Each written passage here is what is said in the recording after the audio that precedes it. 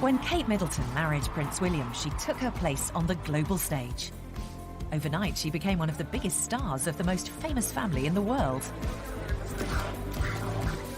Then, just over 2 years after marrying the future king, the Duchess of Cambridge swiftly cemented her own place in royal history, giving birth to their first child and third in line to the throne, Prince George Alexander Louis.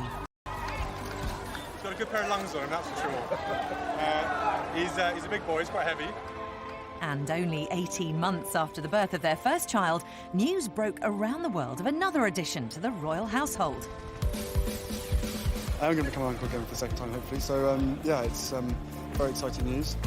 As their newborn daughter is welcomed into the family, those select few with the inside track on Kate and William reveal what impact their new child will have on them as parents, modern royals. New parents inside the royal family are given an awful lot of latitude, more than you might think. How will these high-profile, hands-on parents cope with 2 young children to look after? Queen's been pregnant 4 times, she's had 4 children. She knows exactly what Kate is going through. It's a time that is incredibly challenging. You are juggling so many different things, but particularly if you're the Duke and Duchess of Cambridge. Let's face it, this is the most photographed, famous royal couple in the world. I think if they still feel under siege at Kensington Palace, we will see them more and more living in their very big house in the country that the Queen has given them. And what clues lie in the past that may well determine the royal future for their daughter? In many cases, some of the greatest monarchs in British history were never supposed to wear the crown.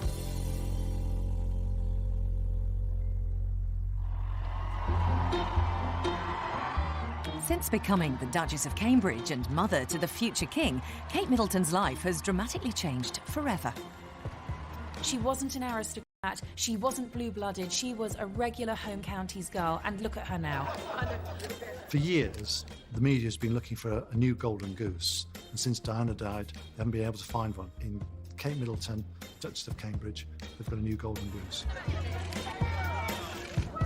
The royal family don't see themselves as celebrities. That's not how they class themselves. And it's very interesting at an A-list event in Hollywood where William and Kate were, when you see genuine A-list celebrities queuing up to speak to William and Kate. That's the level we're talking at here. I think no matter where you are in the world, A, you know who Kate is, and B, you've definitely Googled to find out where you can get your hands on that dress. She's hugely popular, both here in the United Kingdom, overseas in Australia and the States. She is a role model, she's a fashion icon, and I think that's very simply because she was an ordinary girl from Berkshire who happened... The intense spotlight of being a high-profile royal is relentless. From what designer she chose for her wedding gown, the historic event that was Prince George's birth, to her public royal duties and charitable endeavours, Kate has dealt with it all, seemingly with ease. She may be a swan, she may be paddling furiously underneath, but to the world, she seems imperturbable. A few days after Prince George's first birthday, William and Kate visited the Tower of London, with only a select few privy to the exciting news that baby number 2 was already on the way. And one of my sources said to me, watch this space, because they do want another child. It's not going to be far off. The rest of the world was let in on the news a few weeks later when Clarence House took to Twitter on September the 8th to announce that the Duke and Duchess of Cambridge were expecting their second child. The reaction to the news that Kate was pregnant again was, again, one of surprise, because it was a very early announcement. They didn't want to announce it that early, but they had to, because she had had to cancel an engagement. The royals never cancel, so when they do, you know something's up. But with the return of the extreme form of morning sickness she endured while pregnant with Prince George, Kate wasn't able to fully enjoy the news. Acute morning sickness is called hyperemesis gravidarum. That's the medical terminology for it. Morning sickness is very, very common in the first 3 months of pregnancy, but a smaller group of women will have such severe morning sickness that they get dehydrated, they feel very unwell, and they are unable to go on with their day-to-day activities. Most mums think second time round they can relax a little bit, but obviously for Kate, having gone through all the severe morning sickness with Prince George and then going through it again with this second pregnancy while having the eyes of the world's press on her, it was probably just as high-octane and anxiety-inducing as it was the first time round.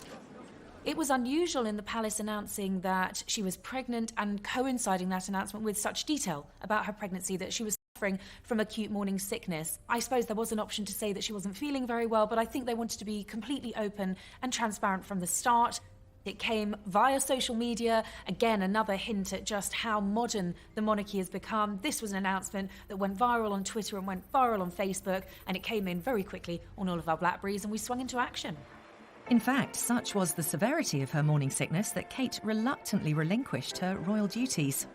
There were a handful of events that the Duchess had to miss. There were a few engagements with charities, which the Duchess was really very sad and very disappointed to have missed, but there was just no way that she was going to be able to go. This wasn't just a case of slight nausea. Some of the symptoms of acute morning sickness are throwing up, the vomiting, but there's also the constant nausea. And unfortunately, the vomiting takes them outside of their home environment. It was while I was here at school that I realised my love of sport. Sport has been a huge part of my life. But her love for sport and sporting causes had to take a backseat too, and that meant missing the opening of Prince Harry's Invictus Games in the summer of 2014. Yeah, in all seriousness, I hope my sister-in-law gets better soon. Last time I saw her, she was okay, feeling pretty poorly, but I think that's to be expected. Luckily, I'm not a woman, so I don't have to go through that. Yeah, it's a pretty horrible thing to have to go through. She's the person you want on the list when any sporting event's happening. For sports aid on the Olympic grounds when she went down 3 months after giving birth, there she was in these skinny J-brand jeans, a striped t-shirt and 6-inch wedge heels, and she was just giving it a go on the volleyball court and completely fit in. She will have been gutted to miss the Invictus Games. The royals don't cancel. They never cancel. It's the one thing you can guarantee. So for her to have to pull out of that event, she would have been really upset. In fact, so severe was Kate's morning sickness that she was forced to cancel a trip to Malta, with William taking place. And that trip was set to be her most important personal engagement since becoming the Duchess of Cambridge. It wasn't just any overseas trip, it was her first official solo engagement on behalf of the Queen, and she was, I was told by a royal source, devastated not to have been able to have gone. Queen's been pregnant 4 times. She's had 4 children. She knows exactly what Kate is going through. We shouldn't sort of decry her because she's been suffering so badly and she's had to miss engagements. I mean, the people who were expecting a visit from her are disappointed, yes, and that will be made up to them in the fullness of time. But they're no more disappointed than the Duchess not being able to fulfil a commitment. I mean, she would have wanted to get back to work, but William, her mum and dad, and the doctors will have said to Kate, you are too tired, you're too exhausted, you're too ill, just rest at home. Although Prince William and indeed brother-in-law Harry stepped in to support Kate, she did return to her husband's side and her own royal duties in October 2014. Welcome to Singapore. Kate was out of action in total for about 8 weeks. She made her comeback to coincide with the official state visit of the President of Singapore, and that was it. She was back. She looked fantastic, if a little peaky, if I'm being honest. I was there on Horse Guards Parade. She was very smiley. She looked fine. And what was great was the interaction between her and William. They're always trying to get each other to laugh. Coming up, we assess the impact raising 2 young children will have on Kate and William. For Kate having 2 babies under 2, it is going to be so much hard work. We'll also go back in time for clues as to what kind of life a spare to the heir could lead in the future. Queen Elizabeth is set to be the longest reigning monarch in British history, but it's easy to forget that she was never supposed to be Queen. Leave London to start a new life. From the moment that William and Kate announced they were getting married, they made no secret of the fact that they couldn't wait to start a family. I think we'll take it one step at a time. We'll sort of get over the marriage thing first and then maybe look at the kids. But obviously, we want a family, so we'll have to start thinking about that.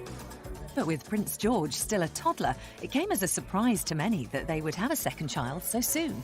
I don't think it was too soon. If you look at their setup, if you look at their dynamic, Prince William's taking on a new job with Air Ambulance. Kate, to me, certainly has really found her feet in her new public role. They've got a beautiful country home. Kensington Palace is refurbished. They've got their team of staff in place. Why wait? It's a perfect opportunity, and I'm told that Kate particularly didn't want there to be a big age gap between the first and second child. That may be so, but for Prince George, his little life is set for a big change. Kate's obviously going to have her hands full with this second baby, but what about little George? He has absolutely been the centre of their world for so long, and of course being the first grandchild of the Middleton family. So I think, there's going to be every chance he's going to have to take a back seat for a little while when this new baby comes along, and it will of course change the dynamics of the family. When news broke that baby number 2 was on its way, there was initially some concern for Kate's physical state, having another child so soon after Prince George. We generally advise women who are fit and well nourished that they can consider having a pregnancy after 6 months to a year. But such a close gap between babies will certainly have an effect on Kate and William as parents.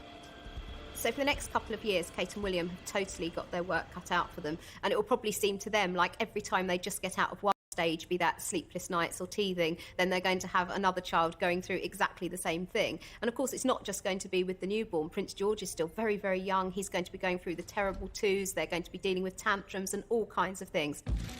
With both William and Kate having siblings so close in age, was it always on the cards they'd follow in their family's footsteps? Well, I was told that Kate particularly wanted there to be a very small gap between George and his sibling. There's only a year between Kate and Pippa, and then another year between Pippa and James. And similarly, with William and Harry, it's only 2 years between them. If you look at a royal couple, they tend to have their children close together, quite simply so that they have that family time, they have that nesting time, and then they're back at work. And of course, this is no ordinary second-born. When Prince George of Cambridge was born on the 22nd of July 2013, another chapter in royal history was made. A new heir to the British throne had arrived. He's absolutely beautiful. They're both doing really well, and we're so thrilled. Oh, it's marvellous. Absolutely. You'll wait and see. You'll see in a minute.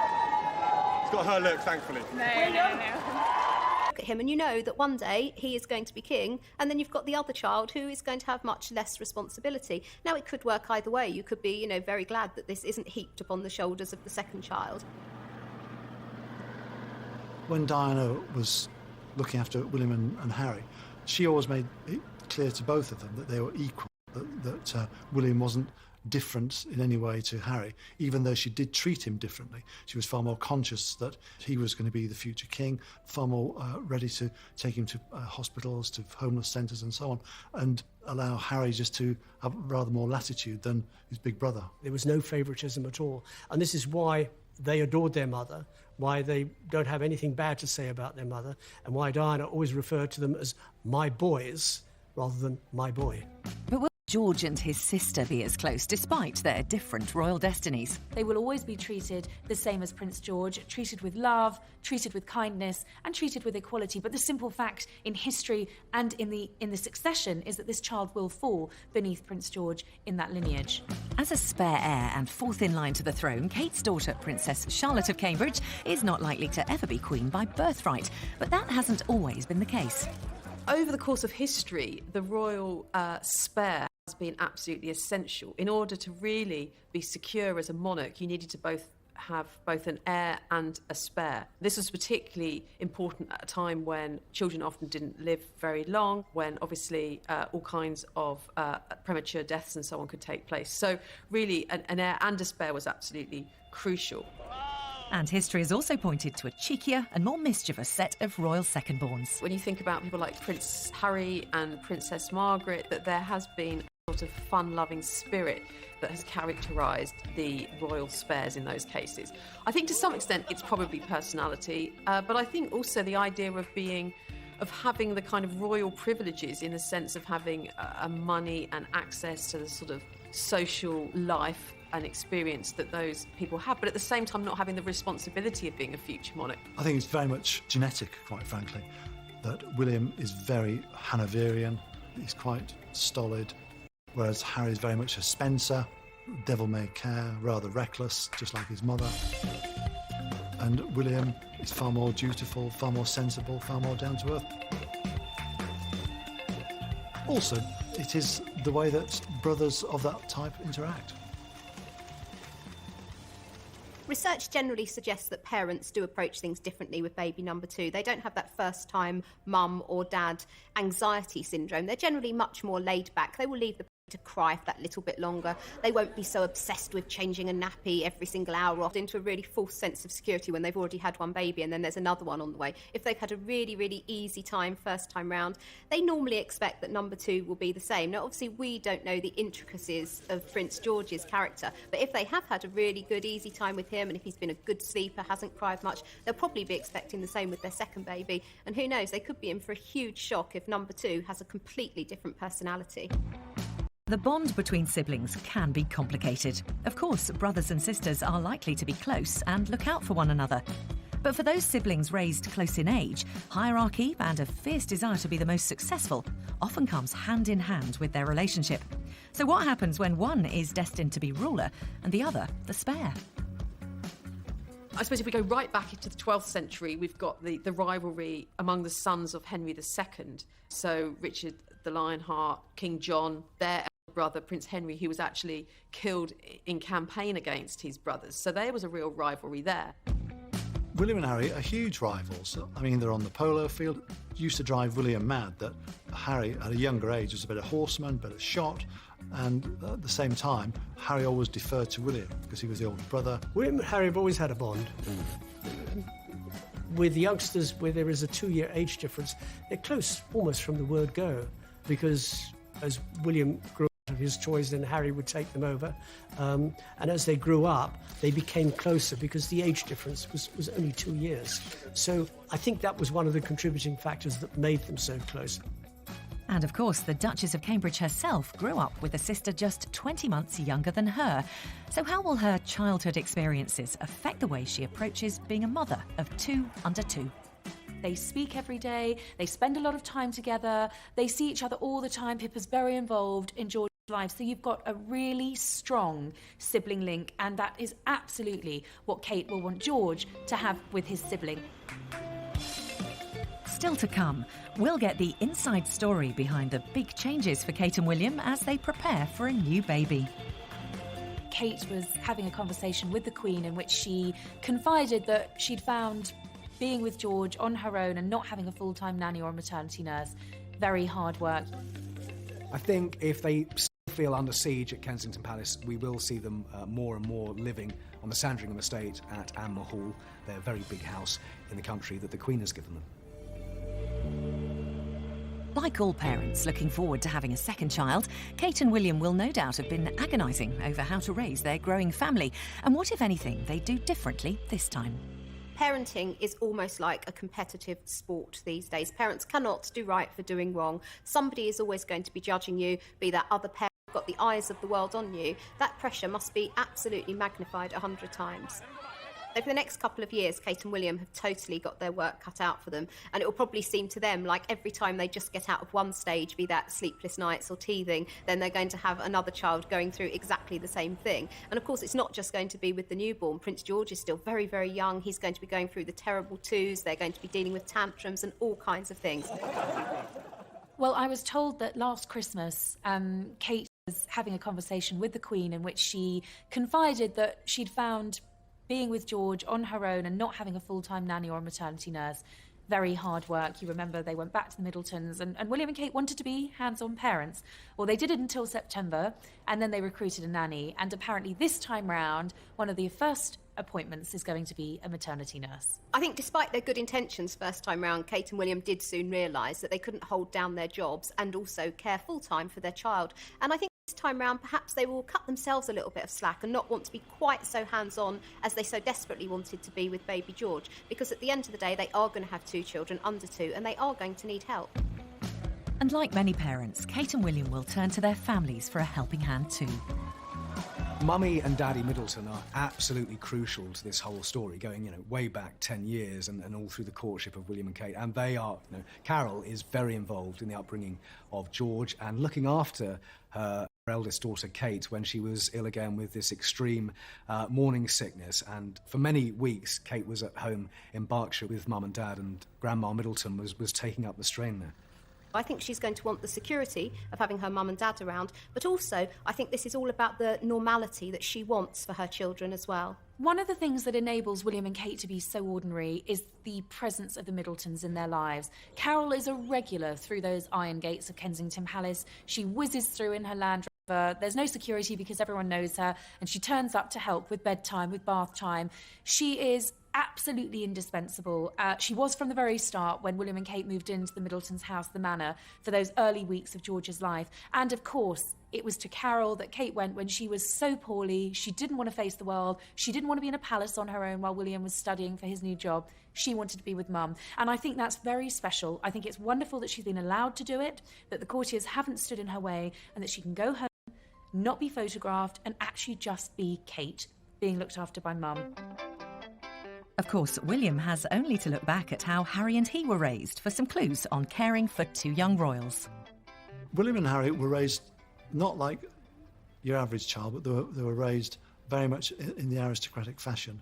Prince Charles was a loving but rather distant father. Princess Diana broke with the mould by being Balmoral because she was spending so much time with the children, and she said, why don't you leave them with the nanny? Prince William is a far more hands-on father at this early stage than Prince Charles was. Prince Charles, like many fathers, aristocratic fathers, came into his own once the boys were old enough to go hunting, shooting and getting on horseback. My guess is that William learnt very much what goes on in the great big wide world by his mother taking him down to the high street, to the movies, to the hamburger joint, to the bookshops, to the clothes shops. So he got a good grounding from his mother about the real world. But having said that, he got a good grounding from his father about the real world, but the real world on the other side of the coin. Country pursuits, polo, hunting, shooting, fishing. Diana often talked about her craving to be normal. Well, frankly, she shouldn't have married the Prince of Wales. William and Kate aren't normal. They live in palaces. One of the things that William loves about Kate is that the Middletons are normal, and it's the closest taste that he's had of what other people have, an ordinary Sunday lunch, going to the pub, that sort of thing. But clearly, they're not normal. One day they are going to live in a very, very big house and be king and queen.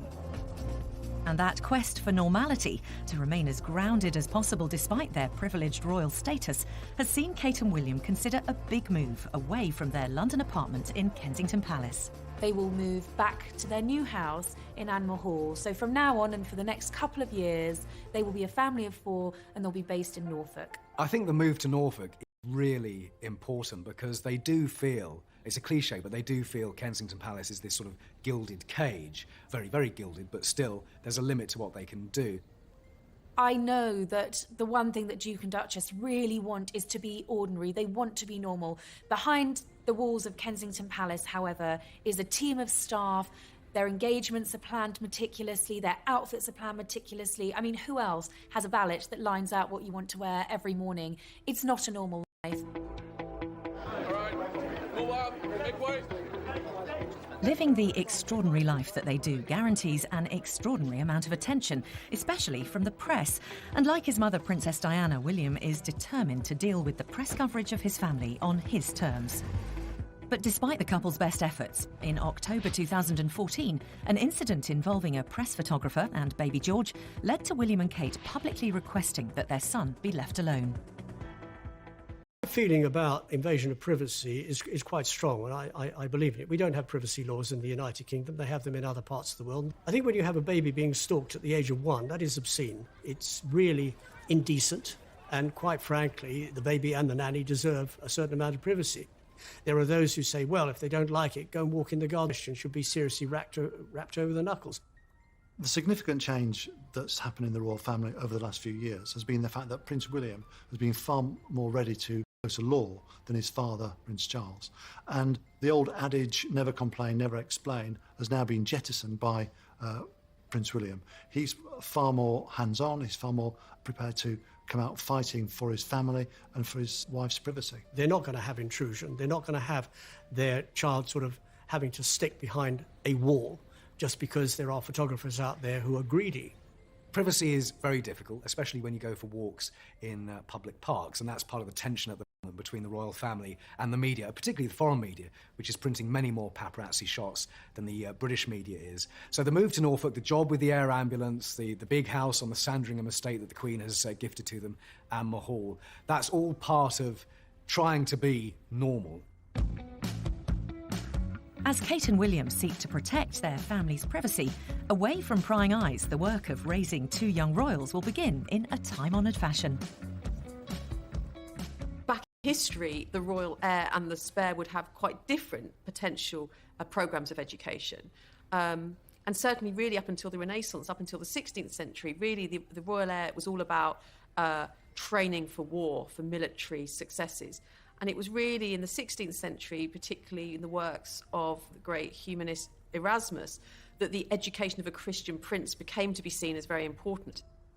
First and foremost, we've got a knock-on-the-head change. The royal family don't change. They evolve. They've been evolving for 1,000 years. We've got 1,000 years of history of the British monarchy.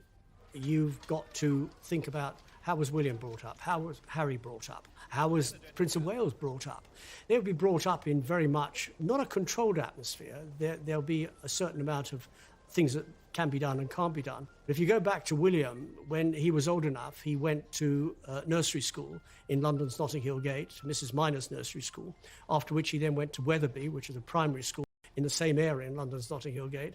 He then went to Ludgrove, a prep school, and then after that to Eton. So he had a formal education out in the great big wide world. But then his father had the same sort of thing. He didn't go to nursery school, but he went to primary school in London. He went to prep school out in the country at Cheam, and then he went to Gordonston. Quite frankly, I think that the model that they will be using will be the Middleton model, which is to say being raised in a very middle-class way, going to private schools and having a degree of latitude in the way that they live. Traditionally, royal siblings are treated differently. I always remember being told by a relative of the Queen that Prince William would be treated to tea at Clarence House with the Queen Mother because he was the heir. Same treatment all the time as William, so Harry got left out quite a lot of the time. The whole point about William and Harry's upbringing is that William was conscious that he was going to become king, and let's face it, his brother Harry was very keen to remind him of that. On one occasion, William said, "Oh, I want to be a policeman and look after Mummy." And Harry said, "No, you can't. You've got to be king." Both Prince William and Prince Harry have had very long, successful military careers. Again, they followed in royal footsteps. Charles, Andrew, the Duke of Edinburgh all had military careers, and it's likely that Prince George will too. But actually, if you look at William and Harry's military careers, they've been very different. Prince William, from an early stage, affiliated himself with the RAF. Prince Harry, being the spare, was able to actually get to the front line, and he went not once but twice to Afghanistan to fight for his queen and his country. If the guys who are doing the same job as us are being shot at on the ground, then I don't think there's anything wrong with us being shot at as well. And yeah, people back home will have issues with that, but we're not special. The guys out there are, as simple as that. The heir to the throne, when he's ever been in the military, whether it's the Duke of Windsor or whether it's Prince Charles, they've always been treated with kid gloves. William was genuinely angry that he wasn't allowed to serve in Afghanistan, and Harry, as the spare, was allowed to go. William genuinely thought, you know, I can go there, I should be able to go there, but he's just too close to the throne. There is a bit of jealousy, not just the fact that I get to fly this, but obviously he'd love to be out here, and I don't see why, to be honest with you, I don't see why he couldn't. William's desire to lead a normal life does have its limitations, but for Harry, the birth of baby number 2 gives him even more freedom in how he lives his life. And of course, with that growing family, your prospects of becoming king reduce, don't they? Great. Harry genuinely is delighted that he's moving down the batting order. He can see what the pressure, the expectation, the waiting does to people. He's seen it with his father. He's seeing it now with William, who, you know, does have a heavier burden on his shoulders, destiny or history or whatever you want to call it. Harry doesn't have that. I think William's come to terms with it now, and he feels he can, you know, make his own space and do his own thing. Harry, of course, has got much more freedom to do that. But if history has shown us anything, it's that royal futures are never set in stone. In the past, if you think about Prince Arthur, the oldest son of Henry VII, he dies, and actually it's his brother, the much more charismatic Henry VIII, who succeeds him, and who, of course, isn't supposed to have been king again, but, of course, had a huge impact on history. I mean, is one of the most sort of infamous monarchs. Royal history isn't always set in stone. Things don't always work out how they're expected to. When Edward VIII abdicated, his brother found himself in an unprecedented and very unexpected position, and that position was quite simply he would be the next King of England. Both Elizabeths, Victoria, Henry VIII, none of them were meant to take the throne. They were all way down the line of succession, but then fate played its hand. Coming up, we look at who the big money winners are likely to be from the birth of baby number 2. In our case, she was placing the order pretty much like a regular customer, except the delivery address was Kensington Palace, which was quite exciting. In stores, we were getting calls from all over the world, even from like Spain, Japan, everywhere. And we'll get the inside track on the birth that kept everyone waiting. With William and her charismatic brother-in-law Harry by her side, Kate has been credited with helping to make the British royal family accessible and relevant again. So it's no surprise that since she became the Duchess Cambridge, the world has literally been buying into Kate Middleton. We all know that Kate loves the high street fashion brands, and one of them in particular is Reiss. And since we've seen her wearing so much Reiss, that's actually contributed to them opening across the US. I think we've seen it time and time again that Kate's fashion sells out in seconds. The blue and white wrap dress that she wore in Australia sold out in 8 minutes. I think no matter where you are in the world, you are definitely looking out for Kate. You want to know what she's wearing, where she bought it from, and if in fact you can get your hands on it. Coming from Canada, I know that blog posts to magazines, anywhere you can kind of find that information, they'll be letting you know what Kate wore most recently and giving you examples of where you can find it. Kate's clothes, of course, are always of interest, and she does the yummy mummy look very, very well. When she's off duty, we're used to seeing her in her skinny jeans and her little pumps and sweaters, and that's a look that everybody can copy and everybody can emulate, and again, that's part of her huge appeal. All eyes in the fashion industry, from the stylists to the brands to the people that are getting on the websites to pick up these items, they're just watching what Kate is putting Baby George in and what number 2 is going to be wearing, because that's what people want to get their hands on, that's what brands want to be selling, and that's what stylists want to be creating. What's been really interesting is the outfits that she's worn in her early pregnancy have been far racier than anything she wore when she was pregnant with Prince George. We've seen shorter hemlines, we've seen splashes of colour, we've seen lower necklines, quite daring outfits for a pregnant Duchess, and I think that's great. And one designer in particular has really benefited from Kate's maternity choices. We can't approach her. I think that's a little bit the etiquette, because so you have to wait to be chosen, and in our case she was placing the order pretty much like a regular customer, except the delivery address was Kensington Palace, which was quite exciting. It really opens up for us the American market, which is notoriously difficult to get into. We have also opened up distribution in Japan, in China, so, you know, areas where it's quite hard to knock on our doors. I think she is playing a fantastic role at promoting British fashion from the brand point of view, but also she's kind of raised the antes in terms of the elegance, because she is so elegant. I think she's kind of pushed a lot of the average people to think, I need to be as elegant as her. But it's not just Kate's clothes that are watched by royal fans across the globe. When Kate and William went to Australia and New Zealand on their first overseas trip together as a family, it was Baby George who stole the show. That outing cemented their position as a trend-setting all-star family, with George's presence in particular giving baby fashion and retail brands a welcome boost in sales. I think the appeal with Baby George is that when we look at his outfits, although he's dressed in a kind of traditional royal baby way, he's also really, really accessible. So we can look at his little shirt and his little blue shorts, and we know we can buy something very, very similar. This is a similar jumper to the one that we made for George. Obviously, this is for a little boy called Jack. We were very surprised at the interest and how many people actually wanted to get hold of something very similar to what George was wearing. We saw an immediate increase in interest in the brand right from that very day onwards. We almost couldn't believe it when we saw that he was wearing the shoes. Then we felt really excited, and it was a huge buzz all around all of the shops. So all of us were so excited, and we thought, oh my goodness, the actual future King of England's wearing the shoes from us. We couldn't actually keep up with demands at first. We sold out almost immediately online once he was pictured wearing it. In stores, we were getting calls from all over the world, even from like Spain, Japan, everywhere.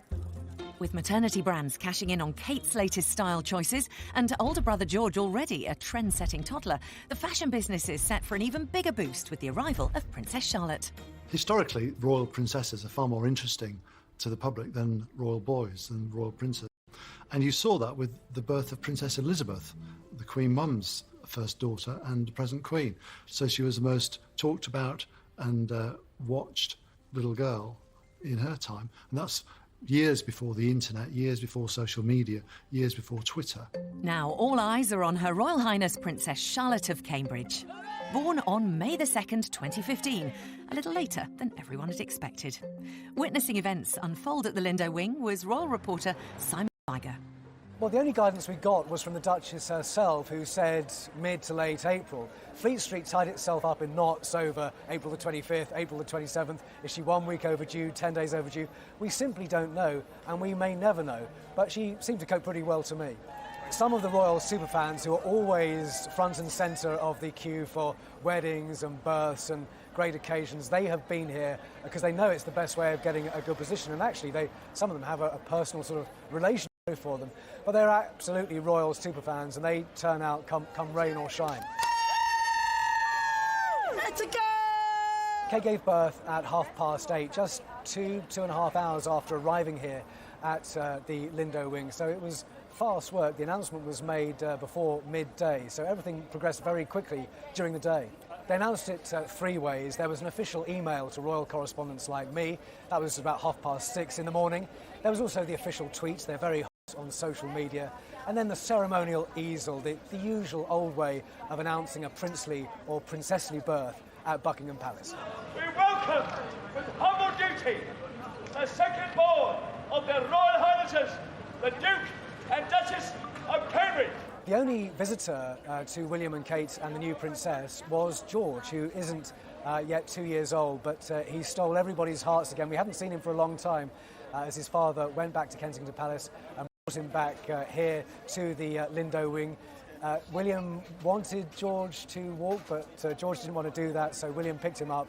There are a couple of royal waves, a kiss from father, and then into the door behind me. It was a lovely moment. He looked smashing, and he stole quite a few hearts.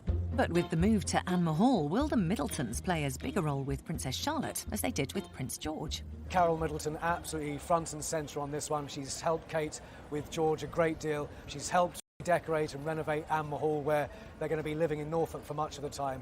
So Granny Middleton is very important in all of this. Kate's daughter will undoubtedly have more freedom than her brother Prince George, but as a spare heir, she will still have an important role to play. The job of the royal child with an elder brother or sister is to be supportive. So the Prince of Wales, later the Duke of Windsor, was always supported by his sister and his 3 brothers. Elizabeth, now the Queen, was always supported by Princess Margaret. So there is a kind of unwritten code inside the royal family that your job as a sibling is to help share the burden of monarchy. So how will Kate and William's thoroughly modern style of parenting help to push the boundaries of what it means to be a family unit in a royal household? I think how Princess Diana brought up her boys has quite obviously had a huge long-term effect on Prince William. And I think that probably has really geared William up to do very much the same sort of thing. We probably won't ever hear about it. We will hopefully never see the pictures of this private family time. But I'm quite certain that Prince William will be doing all those sorts of things totally under the radar, just like his mum did, to ensure that his children have a relatively normal upbringing, a normal childhood. What are we going to see of the younger royals in the next few years? Well, we'll see more of William and Kate and Harry as they take on more official royal duties. I don't think necessarily we're going to see more of Prince George and Kate, that he will protect his children. And I don't think we'll see that much of the royal children. And so William and Kate and their children we can look at as this kind of great showbiz couple with something a bit special. But in time, I think it's going to be interesting how it's going to play out. And if they're going to become ultimately king and queen, it's going to be a very different kind of monarchy than it is now. We see a new chapter beginning for the Cambridges, an exciting chapter, a new family chapter, and I think they're probably going to be incredibly happy. In the last 5 years, Kate has gone from being a single young woman to the wife of the future king and mother of 2 royal heirs to the throne. With Kate, very quickly, once she moved into the royal family and she established her own style and her own personality, comparisons with Diana fell away. You've got to stand back and admire her for what she's achieved without any fuss, without any tantrums, without any breakdowns. It has been a whirlwind for Kate, but she has taken on more and more, and she can do it. She's a natural at doing it. And although Princess Charlotte is not likely ever to have as important a royal role as older brother Prince George, she will mean the world to Kate, whose own role as mum and royal matriarch will be crucial in helping to redefine the British monarchy in the 21st century, cementing their place as the world's most famous of families for many years to come.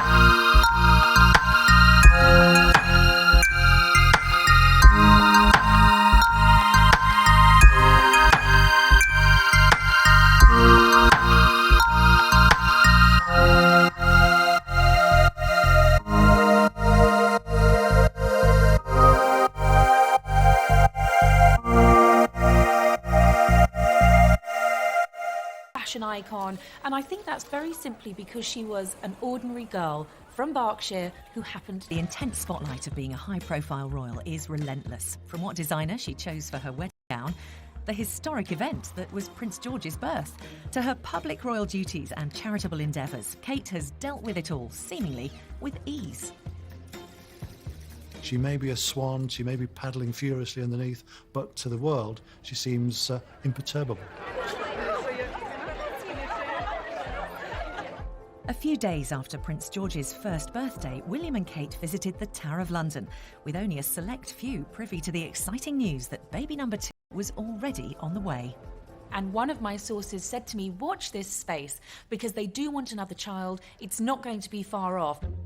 The rest of the world was let in on the news a few weeks later when Clarence House took to Twitter on September the 8th to announce that the Duke and Duchess of Cambridge were expecting their second child.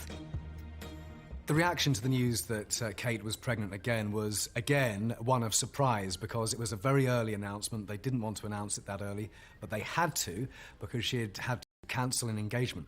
The royals never cancel, so when they do, you know something's up. But with the return of the extreme form of morning sickness she endured while pregnant with Prince George, Kate wasn't able to fully enjoy the news. Acute morning sickness is called hyperemesis gravidarum. That's the medical terminology for it. Morning sickness is very, very common in the first 3 months of pregnancy, but a smaller group of women will have such severe morning sickness that they get dehydrated, they feel very unwell, and they are unable to go on with their day-to-day activities. Most mums think second time round they can relax a little bit, but obviously for Kate, having gone through all the severe morning sickness with Prince George and then going through it again with this second pregnancy while having the eyes of the world's press on her, it was probably just as high octane and anxiety-inducing as it was the first time round. It was unusual in the palace announcing that she was pregnant and coinciding that announcement with such